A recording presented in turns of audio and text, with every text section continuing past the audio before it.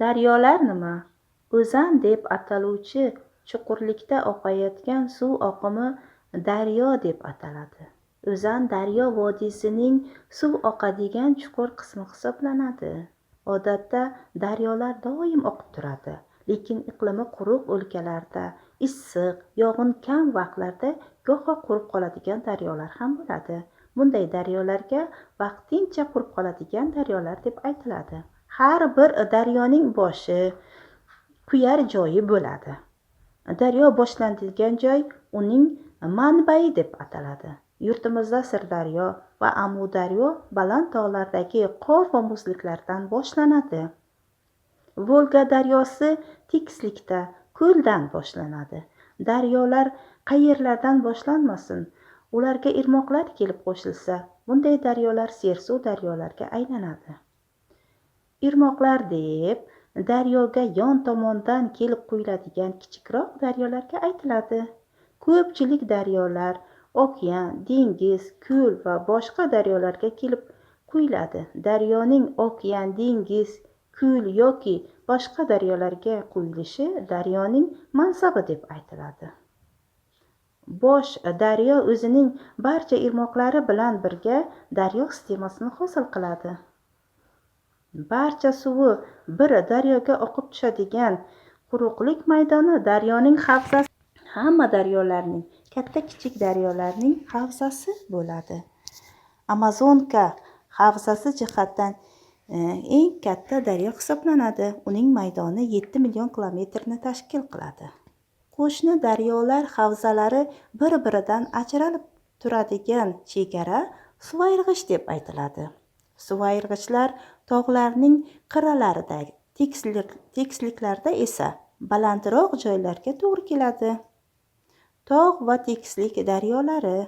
Tog' daryolari tekislik daryolariga qaraganda juda tez oqadi. Vodiylari tor, chuqur bo'ladi. Ko'p daryolar tog'lardan boshlanib tekislikka oqib chiqadi. Tekislik daryolarga aylanadi. Bunday daryolarga Sirdaryo, Amudaryo, Zarafshon daryolari misol bo'la oladi. Sirdaryo Tianshan tog'larida 6000 metr balandlikdan boshlanadi. Daryolar suvi baland joylardan otilib tushadi. Bu sharsharalarni hosil qiladi. Dunyodagi eng baland sharshara Janubiy Amerikada Oronika daryosidagi Angel sharsharasidir. Uning balandligi 1054 metrni tashkil etadi, lekin suvi ko'p emas. Eng sersuv sharsharalardan biri Shimoliy Amerikadagi Niagara sharsharasidir. Bu sharsharada suv 51 metr balandlikdan otilib tushadi.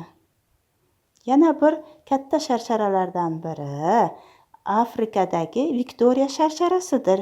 U 120 metr balandlikdan otilib tushadi. Daryolarga suv qayerdan keladi? Daryolarga yomg'ir, qor, muz suvlari, buloq suvlaridan keladi. Baland tog'lardan boshlanadigan daryolar tog'lardagi muzliklar suv bilan to'yinadi. Ular yozda sersuv bo'ladi. Bunga sabab havo haroratining isishi natijasida muzliklar eriydi. Amudaryo va Zarafshon daryolar ana shunday daryolarga misol bo'ladi. Ba'zi daryolar yomg'ir suvlaridan ham, qor suvlaridan ham, yerosti suvlaridan ham to'yinadi. Bunday daryolarga aralash to'yinadigan daryolar deb aytiladi.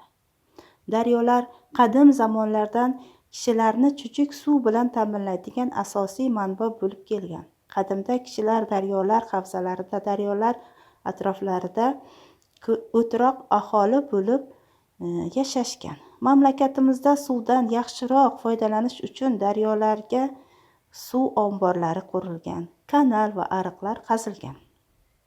Suvni iflos qilmasdan tejab, tergab foydalanish har birimizning muqaddas burchimiz hisoblanadi. Buni aslo unutmaylik.